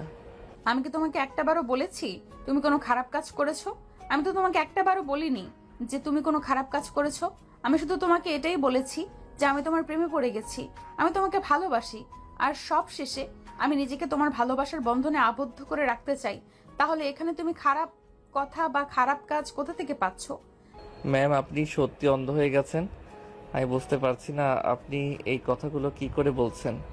আমি আপনার ছাত্র হই সেটা আপনি ভুলেই বা যাচ্ছেন কি করে? কেউ কতটা মেন্টাল হলে নিজের ছাত্রকে এসব কথা বলতে পারে সেটা সত্যি আমার জানা নেই। আমি এক্ষুনি আপনার আব্বুকে ফোন দিচ্ছি। এই বলে সঙ্গে সঙ্গেই রাজ তার নিজের মোবাইলটা বের করে তিশার আব্বুকে ফোন দেয় আর বলে, আঙ্কেল আপনি প্লিজ একবার আমাদের বাড়িতে আসেন, আপনার সঙ্গে খুব জরুরি একটা দরকার আছে, আপনাকে এক্ষুনি আসতে হবে। কিন্তু বাবা কি হয়েছে সেটা তো তুমি আমাকে বলো, এভাবে হুট করে তুমি আমাকে এত জরুরি তলব কেন দিচ্ছ? আঙ্কেল আপনি আগে আমাদের বাড়িতে আসেন, তারপর আপনাকে সব কিছু খুলে বলছি, কিন্তু এখন আপনাকে কোনো কিছুই বলা যাবে না, আর ফোনে বললেও আপনি বুঝতে পারবেন না, তাই দেরি না করে আপনি তাড়াতাড়ি চলে আসুন। আচ্ছা বাবা ঠিক আছে, কোনো সমস্যা নেই, আমি এক্ষুনি চলে আসছি। এই বলে তিশার আব্বু ফোনটা কেটে দেয় আর রাজ ফোনটা রেখে বিছানায় বসে পড়ে। তখনই তিশা বলতে থাকে, দেখো, আমার মনে হয় আব্বুকে ফোন দিয়ে কথা বলে কোনো লাভ হবে না, কারণ আব্বু খুব ভালো করে জানে আমি কতটা জেদি আর একগুঁয়ে। আমি যখন কোনো কিছু করব বলে চিন্তা করি, যতক্ষণ না সেটা না করতে পারি ততক্ষণ আমার শরীরে শান্তি লাগে না। আর এখন যখন প্রেম ভালোবাসার মতো বিষয়গুলোতে নিজেকে ইনভলভ করে ফেলেছি, তখন তো আর মনে হয় আমি কোনোভাবেই নিজেকে সেখান থেকে সরিয়ে আনতে পারবো না। তাই তুমি যাই কিছু করো না কেন, তাতে আমার মনে হয় কোনো লাভ হবে না। তখন তিশার কথায় রাজ কোনো উত্তর দিল না। সে চুপচাপ বসে রইল, তিশার আব্বুর অপেক্ষা করতে লাগলো। প্রায় আধা ঘন্টা পর তিশার আব্বু সেখানে এসে উপস্থিত হয় আর রাজকে দেখে তিনি বলতেই থাকেন, কি ব্যাপার বাবা, কি হয়েছে? তুমি এভাবে তাড়াহুড়ো করে আমাকে তোমাদের বাড়িতে ডাকলে কেন? আঙ্কেল এই যে দেখুন আপনার মেয়ে আমার বাড়িতে কেন এসেছে সেটা আপনি তার কাছে জিজ্ঞাসা করুন, আর এজন্যই আমি আপনাকে ডেকে পাঠিয়েছি। কি ব্যাপার তিশা, তুমি এখানে কেন? আমার জানা মতে তোমার তো এখানে কোনো দরকার নেই, তাহলে কেন এসেছো? আব্বু, আমি রাজকে ভালোবাসি, আর আমার ভালোবাসার কথা বলতে এখানে এসেছি। তোমার কি সত্যি সত্যি মাথা খারাপ হয়ে গেছে নাকি? তুমি জানো তুমি কি বলছো? এসব উল্টোপাল্টা কথা তুমি কেন বলছো বলো তো আমায়। আব্বু, আমার মাথা সম্পূর্ণ ঠিক আছে, আমি কোনো উল্টাপাল্টা কথা বলছি না। আমি যা বলছি একদম সত্য কথা। আমি রাজকে ভালোবেসে ফেলেছি, তাকে ছাড়া আমি বেঁচে থাকতে পারবো না। দেখো, সব পাগলামের একটা লিমিট আছে। কোথায় আমরা আর কোথায় রাজ সেটা তুমি জানো? জানি না, আর জানার কোনো প্রয়োজন নেই। রাজ একজন মানুষ আর আমরাও মানুষ, তাহলে আমাদের মধ্যে কেন কোনো পার্থক্য থাকতে যাবে? হ্যাঁ তিশা প্লিজ, তুমি এসব উল্টোপাল্টা কথা বলা বন্ধ করো, আর তুমি আমার সঙ্গে বাসায় চলো। হ্যাঁ, আমি অবশ্যই বাসায় যাব। আমি এই বাসায় থাকার জন্য এক্ষুনি চলে আসিনি। তবে রাজের মুখ থেকে ভালোবাসার কথা শুনে তারপর যাব। রাজ যখন আমাকে ভালোবাসার কথা বলবে আমি তখনই চলে যাব, কিন্তু যতক্ষণ বলবে না ততক্ষণ আমি এখানে থাকবো। এভাবেই তাদের মধ্যে কথা কাটাকাটি চলতে থাকে। আর তখনই তাদের কথা কাটাকাটির আওয়াজ শুনে রাজের আম্মু সেখানে আসে আর তাদের সবাইকে উদ্দেশ্য করে বলে, কি ব্যাপার, কি হয়েছে তোমাদের মধ্যে?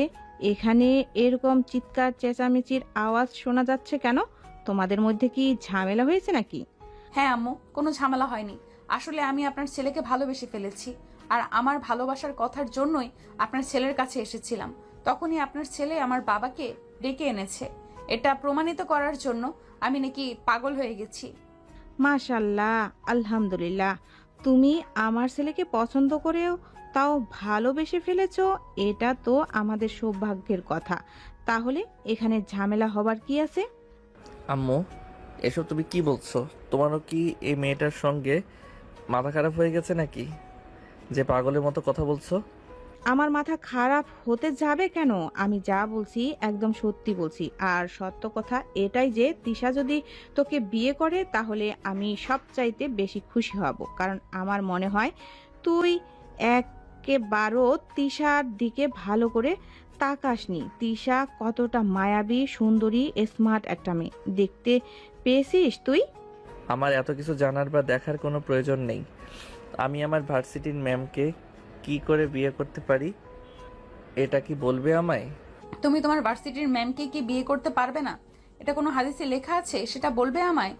দেখুন, আমি আপনার কোনো কথার পরিপ্রেক্ষিতে উত্তর দিতে বাধ্য নই, কারণ লাইফটা আমার, কি করব না করব সেটা আমার ব্যক্তিগত ব্যাপার।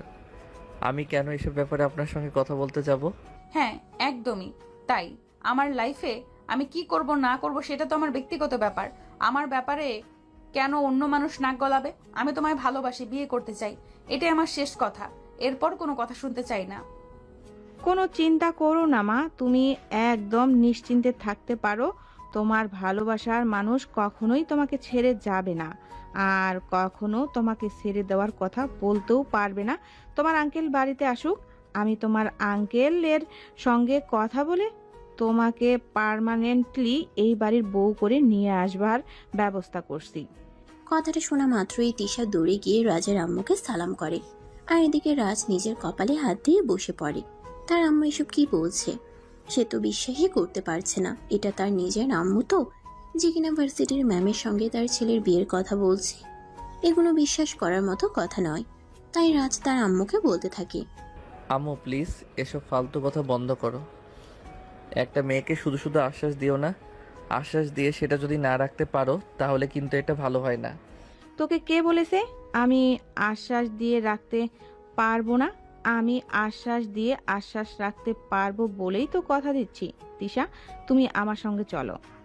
এই বলে রাজের আম্মু তিশাকে নিয়ে নিজের রুমে চলে আসে আর তিশাকে নিজের বিছানার উপর বসিয়ে আলমারিতে থাকা গহনার বাক্সটা নিয়ে আসে।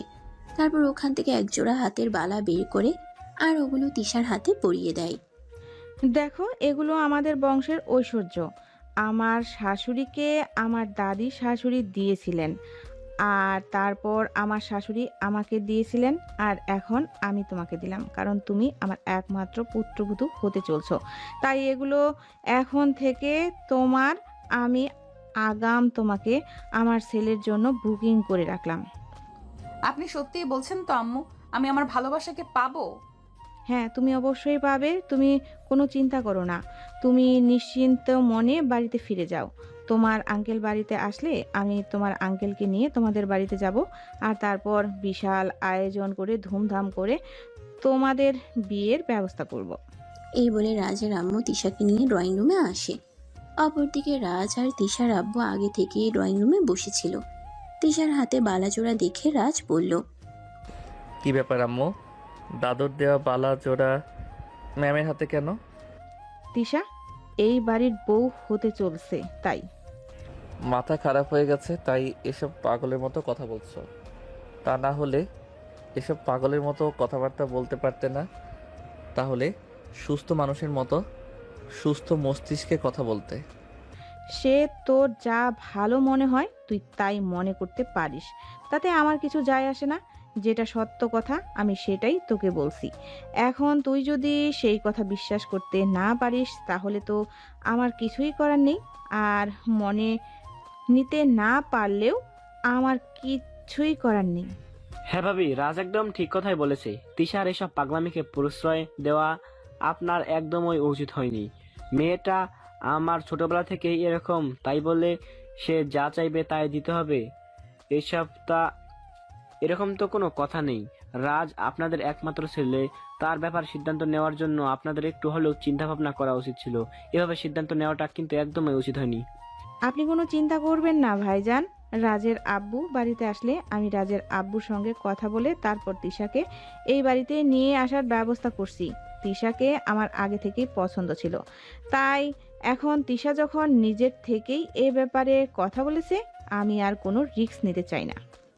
এই কথা শুনে রাজ রাগে নিজের রুমে চলে যায়, আর এদিকে তিশা তার বাবাকে নিয়ে বাসায় চলে আসে। এরপর চলে গেল আরও 4-5 দিন সময়।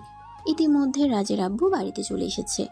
রাতের বেলা যখন রাজের আব্বু ঘুমাতে যাবে তখনই রাজের আম্মু সেখানে আসে আর রাজের আব্বুকে উদ্দেশ্য করে বলে, আমি তোমার ছেলের জন্য বিয়ের সম্বন্ধ করছি, আশা করি এতে তোমার সম্মতি পাবো। এসব তুমি কি বলছো রাজ? আমাদের ছেলে সেটা ঠিক আছে, কিন্তু তাই বলে আমরা সবাই মিলে দেখাশোনা করে তারপর তার বিয়ের সম্বন্ধ করা উচিত ছিল। কিন্তু একা একা বিয়ের সম্বন্ধ ঠিক করে নিলে কি করে? দেখো, আমি এরকম কিছুই করিনি যেটা তোমাদের পছন্দ হবে না। আমি তোমাদের পরিচিত একটা মেয়েকেই রাজের পাত্র হিসেবে পছন্দ করেছি। আশা করি ওই মেয়েটাকে তোমারও পছন্দ হবে। কি বলছো তুমি? তুমি যে মেয়েটাকে পছন্দ করেছো সেই মেয়েটা আমার পরিচিত। আচ্ছা ঠিক আছে, বলো তো মেয়েটাকে। মেয়েটা অন্য কেউ নয়, মেয়েটা তোমার অফিসের ম্যানেজারের মেয়ে। মেয়েটাকে আমি প্রথম যখন দেখেছিলাম সেই দিন আমার পছন্দ হয়েছিল, কিন্তু কোনো কথা বলতে পারিনি। এখন দেখলাম মেয়েটা নিজেই তোমার ছেলেকে পছন্দ করে, তাই আমি মেয়েটাকে কথা দিয়েছি তাকে এই বাড়ির বউ বানিয়ে আনবো। এবার তুমি আমাকে এটা বলো যে এই বিয়ের ব্যাপারে তোমার কি মতামত? তুমি তো খুব ভালো করে জানো আমি কখনোই তোমার মতামতের বিরুদ্ধে যাই না। আমি সবসময় তোমার মতামতকে গুরুত্ব দেই এবং তোমার মতামতকে যথেষ্ট সম্মান প্রদর্শন করি। তাই তুমি যেটা ভালো মনে করো সেটাই করো, এ ব্যাপারে আমি তোমাকে কিছুই বলবো না। আচ্ছা ঠিক আছে, কোনো সমস্যা নেই। তাহলে একটা কাজ করো, তুমি কালকেই একবার আমার সঙ্গে তিশাদের বাড়িতে চলো। আমরা তার আব্বুর সঙ্গে বসে সরাসরি কথা বলতে চাই। এর পরের দিন রাজের আব্বু আম্মু সকালবেলা ঘুম থেকে উঠেই রাজকে বলে, রাজ তুমি তো জানোই তোমার মা তোমার বিয়ের সম্বন্ধেই করছে, তাই আজ তুমি আমাদের সঙ্গে ওখানেই যাবে। আব্বু, আমি এটা কখনোই করতে পারবো না, কারণ উনি আমার ভার্সিটির ম্যাম। এটা করলে আমার মান সম্মান সব চলে যাবে। তাছাড়া এই মেয়ের মধ্যে কি এমন আছে যার জন্য এই মেয়েকেই আমার বিয়ে করতে হবে? পৃথিবীতে কি মেয়ের অভাব পড়েছে নাকি? দেখো, তুমি একদম বেশি কথা বলবে না। আমরা যা করছি তোমার ভালোর জন্যই করছি। আমরা তোমার বাবা মা, আমরা কখনো এমন কিছু করবো না যেটা তোমার জন্য ক্ষতিকর হবে, তাই বেশি কথা বলতে এসো না। কিন্তু আব্বু, দেখো, তুমি এইটুকু বড় হয়েছো এই পর্যন্ত, আমাদের কাছে যা কিছু চেয়েছো সবকিছু তোমার চোখের সামনে এনে হাজির করছি। ইনফ্যাক্ট তুমি কোনো কিছু চাওয়ার আগেই সেটা তোমার সামনে এনে দিয়েছি। তবে তোমার কাছে এইটুকু আবদার করছি, তুমি কেন এইটুকু আবদার রাখতে পারবে না? আব্বু, তাই বলে আমি আমার ভার্সিটির ম্যামকে বিয়ে করব? তাতে কি হয়েছে? তুমি অনার্স ফাইনাল ইয়ারে পড়াশোনা করছো, আর কয়দিন তো আসো ওই ভার্সিটিতে। তারপরে এই তো পরীক্ষা শেষ হলে তুমি ওখান থেকে বের হয়ে চলে আসবে, আর কখনোই ওখানে যাওয়া হবে না। তাহলে তিশাকে বিয়ে করতে তোমার সমস্যাটা কোথায়? আচ্ছা আব্বু, ঠিক আছে। আমি তো আমার জীবনের কোনো আশাই অপূর্ণ রাখিনি। এখন তো আর তোমার বিরুদ্ধে গিয়ে কথাও বলতে পারি না। যাই হোক, তুমি যেটা ভালো মনে করো। এই তো ভালো ছেলের মতো কথা। আচ্ছা ঠিক আছে, তুমি তাহলে বিকেলে বেলা রেডি হয়ে থেকো, আমরা বিকেলে যাব। এরপর সেদিন বিকেল বেলায় রাজের আব্বু আম্মু তিশাদের বাড়িতে যায়। তিশাদের বাড়িতে আগে থেকেই জানতো রাজ তার ফ্যামিলি নিয়ে আসছে, তাই সকাল থেকেই তিশা তাদের জন্য রান্নাবান্নার আয়োজন করে আর সারাটা বাড়ি সুন্দর করে গুছিয়ে রাখে। রাজ আর তার ফ্যামিলির সবাই যখন তিশাদের বাড়িতে গিয়ে পৌঁছায় তখন আনুমানিক বিকেল 3টার মতো হবে বাজে। সবাই মিলে ড্রয়িং রুমে বসে গল্প করছিল। তখনই রাজের আম্মু বলল, আচ্ছা, আমরা এভাবে গল্প করেই চলছি, কিন্তু আমরা যে কথাটা বলার জন্য এসেছি সেই কথাটা তো ভুলেই যাচ্ছি আমরা। কি শুধু গল্পই করব? ওই কথাটা নিয়ে কোনো কথা বলবো না? আসলে ম্যানেজার সাহেব, দেখুন, আপনি তো সবটাই জানেন। এখন তো আর নতুন করে কিছুই বলার নেই, তাই আপনার সঙ্গে বিয়ের পাকা কথা বলতে আসলাম। এখন তো আপনাকে ম্যানেজার বলা যাবে না, আমার বিয়েই বলতে হবে। হ্যাঁ স্যার, তবে আমার মনে হয় এই বিষয়টা নিয়ে আরো একবার ভেবে দেখলে ভালো হতো। ভেবে দেখার কি আছে? আমার স্ত্রী যখন পছন্দ করেছে তখন তিশাকেই আমি আমার বাড়ির বউ বানিয়ে নিতে চাই। ঠিক আছে, আপনারা যেটা ভালো মনে করেন। তাছাড়া আপনাদের ওপর আমার সম্পূর্ণ ভরসা আছে। আপনাদের বাড়িতে গেলে আমার মেয়ে ভালোই থাকবে। এরপর তারা বিয়ের পাকা কথা বলে। তিশাকে একটা ডায়মন্ডের নেকলেস গিফট করে। তখনই রাজের আব্বু রাজকে বলে। যাও, তুমি তিশার সঙ্গে কথা বলো। রাজ তখন কোনো উত্তর না দিয়ে চুপচাপ সেখান থেকে উঠে বাড়ির বাইরের বাগানে চলে আসে। তখন তিশা তার পিছন পিছন আসে। বাগানের বেঞ্চিতে বসে রাজ কিছু একটা চিন্তা করছিল। তখন এই পিছন থেকে তিশা তার কাঁধে হাত রেখে বলতে লাগলো। কি ব্যাপার, তুমি কি চিন্তা করছো? কি আর চিন্তা করব? এখন আর চিন্তা করে কি লাভ হবে? যা হওয়ার তা তো হয়ে গেছে, এখন আর কি হওয়ার বাকি আছে? দেখো, তোমায় আমি ভালোবেসে ফেলেছি, আর ভালোবাসা হারিয়ে আমি বেঁচে থাকতে পারবো না। তাই আমি তোমাকে বিয়ে করতে চাইছি। প্লিজ তুমি আমাকে মেনে নাও। কখনো ভালোবাসার কমতি রাখবো না। ভালোবাসা দিয়ে আর কি হবে? যেখানে কিনা নিজের ম্যামকে বিয়ে করতে হচ্ছে সেখানে ভালোবাসার কি? বুঝতে পেরেছি তুমি এখনো আমার উপর অভিমান করে আছো, আমাকে ভুল বুঝতেছো। কিন্তু বিশ্বাস করো, এমন একটা সময় আসবে যেদিন তুমি নিজে থেকেই আমাকে বলবে আমাকে বিয়ে করে তুমি জিতেছো, আমাকে বিয়ে করে তুমি একটু ঠকে যাওনি।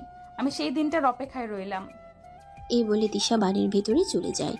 আর এদিকে 1 সপ্তাহ পরেই রাজ আর তিশার বিয়ের আয়োজন করা হয় মহা ধুমধামের সাথে। সেই বিয়ের অনুষ্ঠান হয়। শহরের গণ্যমান্য ব্যক্তিবর্গ থেকে সবাই উপস্থিত ছিলেন সেখানে। কিন্তু রাজের একটুও মন ভালো ছিল না। কি ব্যাপার দোস্ত, তুই এখানে মন খারাপ করে বসে আসছিস কেন? আজ তোর বিয়ে, বিয়ের দিন কেউ এভাবে মন খারাপ করে থাকে? বিয়ে তো কি হয়েছে, আমি কি নাচবো নাকি? আরে ভাই, তুই আমাকে কেন মেসেজ দেখাচ্ছিস? আমি তো আর তোর বিয়ে ঠিক করিনি, তাহলে আমাকে মেসেজ দেখে কি লাভ বল? আমি সরি, প্লিজ তুই কিছু মনে করিস না। কিন্তু কি করব বল, আমি আর এসব কিছু সহ্য করতেই পারছি না। আমার মেজাজ খুব খারাপ হয়ে যাচ্ছে। আমি নিজেকে আর কোনোভাবেই কন্ট্রোল করতে পারছি না। দোস্ত, যা হচ্ছে সব মেনে নে। মেনে না নিয়ে কোনো কিছু করার নেই। দেখ, তোর আব্বু আম্মু চেয়েছে বলেই কিন্তু বিয়েটা হয়েছে, এমনটা কিন্তু নয় যে শুধু ম্যাডামের ইচ্ছেতে বিয়েটা হয়েছে। হ্যাঁ সেটাই তো, আমি আমার আব্বু আম্মুকে কিছু বলতে পারছি না, আর সব কিছু আমাকে মুখ বুজে সহ্য করতে হচ্ছে। তাই তো খুব খারাপ লাগছে। আর যদি আব্বু আম্মু আমার দিকটা বুঝতো, আব্বু আম্মু ইচ্ছে করে আমার সঙ্গে এরকমটা করতো, তাহলে হয়তো এতটা খারাপ লাগতো না। এই বলে হৃদয় রাজকে নিয়ে বাড়ির ভিতরে চলে আসে। সেদিন ছিল বৌভাতের অনুষ্ঠান। সবাই মিলে অনেক আনন্দ উল্লাস করে। তারপর খাওয়া দাওয়ার পর্ব শেষ করে সবাই নিজেদের বাড়িতে চলে যায়। আর সেদিন রাতের বেলা রাজ আর তিশার জন্য বাসরের আয়োজন করা হয়। আসলে বাঙালি মুসলিম পরিবারের একটা রেওয়াজ আছে, যেদিন বিয়ে হয় সেদিন কিন্তু বাসর হয় না। বৌভাতের দিন রাতে বাসরের আয়োজন করা হয়। রাজ আর তিশা দুজনেই ছিল মুসলিম ফ্যামিলির, তাই তাদের বিয়ের সমস্ত আচার অনুষ্ঠানও মুসলিম রীতিতেই পালন করা হয়। বাসর ঘরে বসে বসে তিশা রাজের জন্য অপেক্ষা করছে। অপরদিকে রাজ ছাদে দাঁড়িয়ে একটার পর একটা সিগারেট খেয়েই যাচ্ছে। সারা বাড়িতে সবাই তাকে খোঁজাখুঁজি করছে, কিন্তু কোথাও খুঁজে পাচ্ছে না। তখনই হঠাৎ রাজের আম্মু তার বন্ধু নিলয়কে বলে। কি ব্যাপার নিলয়, রাজ কোথায় গেল? তাকে কোথাও খুঁজে পাওয়া যাচ্ছে না কেন? প্লিজ একবার তোমরা ওকে খুঁজে দেখো, ও কোথায় গিয়েছে। রাত 11টা বেজে গেছে, ওকে কোথাও খুঁজে পাওয়া যাচ্ছে না। এই কথাটা যদি ওর আব্বু জানতে পারে তাহলে খুব রাগারাগি করবে। ঠিক আছে আন্টি, আপনি কোনো চিন্তা করবেন না, আমরা দেখছি রাজ কোথায় আছে। আপনি একটু রিল্যাক্সে বসুন। এই বলে সারা বাড়ি বাগানার ছাদে তন তন করে খুঁজল তাকে। তখনই হঠাৎ নিলয় দেখতে পায় রাজ ছাদের এক কোণে দাঁড়িয়ে দাঁড়িয়ে সিগারেট কাটছে। তখনই নিলয় তার পাশে গিয়ে দাঁড়ায় আর বলে। কি ব্যাপার দোষ, তুই এখানে কি করছিস? আমরা সবাই তোকে খুঁজছি, কোথাও খুঁজে পাওয়া যাচ্ছে না, আর এখানে তুই দাঁড়িয়ে দাঁড়িয়ে সিগারেট খাচ্ছিস। হ্যাঁ তো কি হয়েছে? তাছাড়া তোরা আমাকে খুঁজবি কেন? আরে ভাই, তুই কি ভুলে গেছিস নাকি? আজ তোর বাসর রাত, তাই তো তোকে খুঁজতেছি। তাছাড়া কি তোকে খোঁজার অন্য কোনো কারণ আছে নাকি? তাড়াতাড়ি নিচে আয়। তোর বউ সে কখন থেকে বাসর ঘরে বসে বসে তোর জন্য অপেক্ষা করছে। তাড়াতাড়ি আয় না ভাই। আমি যাব না, আমার কোনো কিছু ভালো লাগছে না। কেন আমার সঙ্গে এরকম হলো আমি কোনো কিছুই বুঝতে পারছি না। ভাই তোর দুইটা পায়ে ধরে তুই আমাদের সঙ্গে নিচে চল। তোর আব্বু যদি জানতে পারে তুই এরকম বলছিস তাহলে কি হবে সেটা তুই ভাবতে পারছিস তো? তাই তোকে রিকোয়েস্ট করে বলছি, এদিনে খারাপ কিছু করিস না, চল আমাদের সঙ্গে। এই বলে নিলয় আর হৃদয় দুজনে মিলে রাজকে তার রুমে পৌঁছে দেয় আর দরজাটা বাইরে থেকে লক করে দেয়। রাজ রুমে প্রবেশ করতেই তিশা বিছানা থেকে নেমে রাজকে সালাম করতে চায়, আর তখনই রাজ কর্কশ কণ্ঠে বলতে থাকে, এই যে শুনেন, আপনি আমার থেকে যথেষ্ট দূরত্ব বজায় রাখবেন। আপনাকে বিয়ে করেছি তার মানে কিন্তু এই নয় আপনি আমার বউ, তবে সেটা শুধুমাত্র কাগজে কলমেই থাকবেন, অধিকার ফলাতে কখনই আসবেন না। এইসব তুমি কি বলছো রাজ? তোমার কি মাথা খারাপ হয়ে গেছে নাকি? আমি তোমার বিয়ে করা বউ, গতকালকে তোমার সঙ্গে আমার বিয়ে হয়েছে আর আজ আমাদের বাসর, এখন তুমি এগুলো কি বলছো? আমি যা বলছি একদম সত্য কথা বলছি, আমি কোনো ভুল কথা বলছি না। আর শেষবারের মতো আপনাকে বলে দিচ্ছি, আমার কাছে কখনোই স্বামীর অধিকার চাইতে আসবেন না। শুধুমাত্র আমি আমার আব্বু আম্মুর জন্যই আপনাকে বিয়ে করেছি, তা না হলে আপনার মতো মেয়েকে আমি কখনোই বিয়ে করতাম না। কেন বিয়ে করতে না কিসের কমতি আছে? কেন বিয়ে করতে না কিসের কমতি আছে আমার মধ্যে? আমি কি দেখতে অসুন্দর, অশিক্ষিত, গাইয়া, আনকালচার্ড? আমি জানি না, আমি কোনো কিছু জানতেও চাই না। আর আপনার প্রশ্নের উত্তর দেওয়ার কোনো ইচ্ছা আমার নেই। চুপচাপ বিছানায় শুয়ে ঘুমিয়ে পড়ুন। আর আমি বেলকনিতে গিয়ে ঘুমাচ্ছি। আপনার সঙ্গে এক রুমে আমি কোনোভাবেই থাকবো না। দেখো, তুমি যেরকমটা ভাবছো সেরকমটা একটুও হবে না, কারণ আমি তোমায় ভালোবেসে বিয়ে করেছি, স্ত্রীর অধিকার পাওয়ার জন্যই। আমি তোমায় এমনি এমনি বিয়ে করিনি। আর বিয়ে যখন হয়ে গেছে, এখন তুমি কোনো কথা বললেও আমি সেটা শুনবো না। কেন শুনবেন না? আমি কি আপনাকে একবারও বলেছি যে আমি আপনাকে বিয়ে করব? আপনাকে আমার পছন্দ হয়, আপনাকে আমার বিয়ে করতে ইচ্ছা করে, তাহলে আপনি কেন আমার সঙ্গে এরকমটা করেছেন? আপনি আমার ম্যাম, সে পর্যন্তই ঠিক ছিলেন। কেন আপনি সেদে সেদে আমার সঙ্গে সম্পর্ক করতে আসলেন? আর আপনি যদি সেদিন আমাদের বাড়িতে না আসতেন তাহলে তো আমার বাবা মা আপনার বাড়িতে বিয়ের প্রস্তাব নিয়ে যাওয়ার সাহসটাও পেত না। এখন আমি আপনাকে যেটা বলবো আপনাকে সেটাই শুনতে হবে। ও তাই নাকি? একটা কথা ভালো করে বলে রাখি, তুমি শোনো, তুমি যদি আমার কথা না শোনো তাহলে আমি তোমার কথা শুনবো কেন? আমি তোমার বিয়ে করা বউ, আমার অধিকার আছে তোমার থেকে আমার অধিকার আদায় করে নেওয়ার। এই যে শুনেন, আপনার সঙ্গে ফালতু কথা বলার কোনো ইচ্ছা আমার নেই। আমার প্রচণ্ড ঘুম পেয়েছে, তাছাড়া এই কয়েকদিনে আমার উপর প্রচণ্ড ধকল গেছে, তাই আমাকে ঘুমাতে হবে। দয়া করে বিরক্ত করবেন না। এই বলে রাজ তখনই আলমারি থেকে একটা বালিশ আর একটা চাদর নিয়ে ব্যালকনিতে চলে যেতে চায়। তখনই তিশা পিছন থেকে রাজের হাতটা ধরে ফেলে আর টান দিয়ে নিজের বুকের সঙ্গে মিশিয়ে দেয়।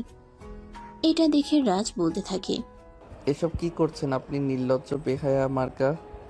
আপনাকে তো যেদিন প্রথম দেখেছিলাম সেদিনই আমি বলেছিলাম আপনাকে হয়তো কোনো ছেলে বিয়ে করতে পারবে না, আর কোনো ছেলে বিয়ে করতেও চাইবে না, কারণ খোসা ছাড়া কলা কেউ খেতে চায় না। হ্যাঁ, তুমি একদম ঠিক কথাই বলেছো। তবে তুমি হয়তো এটা ভুলে গেছো, যেদিন থেকে তুমি আমাকে এই কথাটা বলেছো সেদিন থেকে আমি ওয়েস্টার্ন ড্রেস পরা একদম ছেড়ে দিয়েছি। এরপর থেকে আমি সবসময় বাঙালি পোশাক পরতেই অভ্যস্ত করেছি নিজেকে। তাতে কি হয়েছে? তাই বলে কি এটা কোনো হাদিসে লেখা আছে যে আমার আপনাকে বিয়ে করতে হবে? এটা তো কোনো হাদিসে লেখা নেই। তাহলে আপনি কেন এসেছেন সেদে সেদে আমাকে বিয়ে করতে? কারণ তোমার কথা বলা, তোমার চাল চলন সবকিছুই আমার ভালো লেগেছে। অবশেষে আমি তোমার প্রেমে পড়েছি। আর যখন একটা মানুষকে আমার মনটাই দিয়ে ফেলেছি, তখন সেই মানুষটার কাছ থেকে নিজেকে কিভাবে দূরে রাখবো, তাই তো আমি তোমার কাছে চলে এসেছি। কিন্তু আনফর্চুনেটলি আমি আপনাকে অ্যাকসেপ্ট করতে পারছি না। এবার দয়া করে আমাকে নিজের বাহু বন্ধন থেকে ছেড়ে দিন, আমি ঘুমাবো। এই কথা বলে রাজ তিশার বাহু বন্ধন থেকে নিজেকে ছাড়ানোর চেষ্টা করে, কিন্তু তিশা তখন তাকে আরো শক্ত করে জড়িয়ে ধরে আর বলতে থাকে, বেবি, যতই ঘুরে ওড়াও রাতে, নাটাই তো আমার হাতে। মানে আপনি কি বলতে চাইছেন বুঝতে পারলাম না। না বোঝার কি আছে? যেখানে তোমার ফ্যামিলির মানুষ আমাকে পছন্দ করে এবাড়ির বউ বানিয়ে এনেছে, তুমি তাদের মুখের উপর কিছু বলতে পারোনি, সেখানে তুমি আমায় ছেড়ে যাবে, এটা ভাবলে কি করে? বিয়ে করেছি বলেই যে সংসার করতে হবে আপনাকে স্ত্রীর অধিকার দিতে হবে এরকমটা কাবিন নামায় লেখা ছিল না, বুঝতে পেরেছেন? তাই বুঝি? ঠিক আছে, তোমাকে আমার অধিকার দিতে হবে না, আমি নিজেই আমার অধিকার আদায় করে নিতে পারবো। এই বলে তিশা তখনই সঙ্গে সঙ্গে রাজকে ধাক্কা দিয়ে বিছানার উপরে ফেলে দেয়। রাজ তখন তিশার ধাক্কার তাল সামলাতে না পেরে বিছানার উপর টালমাটাল হয়ে পড়ে যায়। তারপর কোনো রকমে নিজেকে সামলে নিয়ে বিছানা থেকে উঠতে চায়, কিন্তু তিশা তাকে সেই সুযোগটা না দিয়ে বিছানার সঙ্গে চেপে ধরে আর তার 2 ঠোঁটে ইচ্ছে মতো কিস করতে থাকে। রাজ তখন নিজেকে ছাড়ানোর জন্য প্রাণপণ চেষ্টা করতে থাকে। 2 মিনিট পর তিশা রাজের ঠোঁট দুটোকে একটু ছেড়ে দেয় আর তখনই রাজ বলতে থাকে, নির্লজ্জ বেহায়ামি, আমার বুকের উপর থেকে সরুন, আমাকে যেতে দিন। স্বামীর কাছ থেকে অধিকার আদায় করে নেওয়া যদি নির্লজ্জতা বেহায়ার লক্ষণ হয়, তাহলে আমি আমার স্বামীর ভালোবাসা আদায় করে নেবই। ছেড়ে দিন আমাকে। তোমাকে ছেড়ে দেওয়ার জন্য বিয়ে করেছি নাকি? তোমাকে বিয়ে করেছি ভালোবেসে, ভালোবাসায় ভালো থাকার জন্য। এই বলে তিশা আবারও রাজের ঠোঁটে নিজের ঠোঁট ডুবিয়ে দেয় আর রাজকে ইচ্ছে মতো কিস করতে থাকে। এভাবেই চলে প্রায় আধা ঘন্টা ধরে তাদের কিসিং পর্ব। রাজ নিজেকে ছাড়ানোর চেষ্টা করলেও সত্যি তিশা থেকে নিজেকে কোনোভাবেই সে মুক্ত করতে পারে না, আর অবশেষে ও তিশার সঙ্গে রেসপন্স করতে বাধ্য হয় আর দুজনেই চলে যায় ভালোবাসার মহাসমুদ্রে। তাদের ভালোবাসার আদান প্রদান পর্ব শেষ হলে দুজন দুজনকে জড়িয়ে ধরে ঘুমিয়ে পড়ে। সকালবেলা তিশা ঘুম থেকে উঠে ফ্রেশ হতে চলে যায় আর রাজ এদিকে ঘুমাচ্ছিল। তিশা ফ্রেশ হয়ে এসে ড্রেসিং টেবিলের আয়নার সামনে বসে নিজের চুল আঁচড়াচ্ছিল। তখনই এই প্রথমবার রাজ ভালোবাসার দৃষ্টি নিয়ে তিশার দিকে তাকায়। তখনই তার মনে হয় তার ঘরে যেন স্বর্গ থেকে এক অপ্সরে নেমে এসেছে। সে অপলক দৃষ্টিতে তিশার দিকে তাকিয়ে আছে। তিশা চুল আঁচড়ানো শেষ হলে সেটা খেয়াল করে। তখনই তিশা রাজকে উদ্দেশ্য করে বলতে থাকে, কি ব্যাপার, তুমি আমার দিকে এভাবে হা করে তাকিয়ে আছো কেন? মনে হয় জীবনে এই প্রথমবার আমাকে দেখছো। হ্যাঁ, ভালোবাসার দৃষ্টিতে তো এই প্রথমবার দেখছি তোমায়। ওরে বাবা, আমার লাভলু দেখছি ইতিমধ্যে আমাকে ভালোবেসে ফেলেছে। তা কি দেখে আপনি আমাকে ভালোবেসে ফেললেন বলেন তো শুনি? আমি যদি সত্যি কথা বলি তাহলে কি তুমি আমার কথা বিশ্বাস করবে? হ্যাঁ, অবশ্যই। তুমি সত্যি কথা বললে আমি কেন বিশ্বাস করব না? আমি তোমার কথা বিশ্বাস করতে বাধ্য। আমি তোমার মায়াবী চেহারার প্রেমে পড়ে গেছি, বিশ্বাস করো। এই প্রথমবার আমি ভালো করে তোমার দিকে তাকালাম আর আমি দেখতে পেলাম তুমি এতটাই সুন্দর যে মনে হয় আকাশ থেকে কোনো পরী আমার ঘরে নেমে এসেছে, যার চোখের দিকে তাকিয়ে আমার পুরো জীবন পার করে দিতে পারবো। পাম দেওয়ার আর জায়গা পেলে না, যেখানে আমার সহ্য করতে পারতে না সেখানে কিনা আমার প্রশংসা করছো, এটাও আমাকে বিশ্বাস করতে হবে? ঠিক আছে, তোমায় বিশ্বাস করতে হবে না। এই বলে রাজ মুখ ঘুরিয়ে বসে থাকে। তখনই তিশা সেখানে এসে তার কপালে আলতো করে একটা ভালোবাসার পরশ এঁকে দিয়ে বলতে থাকে, তাহলে বলো, ভালোবাসো আমায়? বলবো না, তুমি তো বললে আমি সত্য কথা বললে তুই বিশ্বাস করো না, সেখানে তোমায় ভালোবাসবো কেন? তুমি না বাসলেও কি হবে, আমি তো তোমায় ভালোবাসি। I love you. I love you too. এই বলে রাজ তিশাকে টান দিয়ে নিজের বুকের সঙ্গে মিশিয়ে নেয় আর আলতো করে তিশার কপালে ছোট্ট একটা ভালোবাসার পরশ এঁকে দেয়। তারপর কানের কাছে মুখ রেখে বলতে থাকে, ভালোবেসে সারা জীবন আমার পাশে থাকবে তো? কখনো আমার হাত ছেড়ে অন্য কারো হাত ধরবে না তো? না মহারাজ, আপনার হাত ছেড়ে কখনো অন্য কারো হাত ধরার দুঃসাহস দেখাবো না। খুব ভালোবাসি আপনাকে, আপনি ছাড়া আমার জীবনটা অর্থহীন। তাই তো সব কিছুর বিরুদ্ধে গিয়ে আপনাকে ভালোবাসার কথা বলেছি।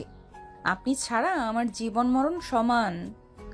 বলতে না বলতেই রাজ তিশার ঠোঁটে নিজের ঠোঁট ডুবিয়ে দেয় আর তারপর চলতে থাকে তাদের ভালোবাসার আদান প্রদান পর্ব।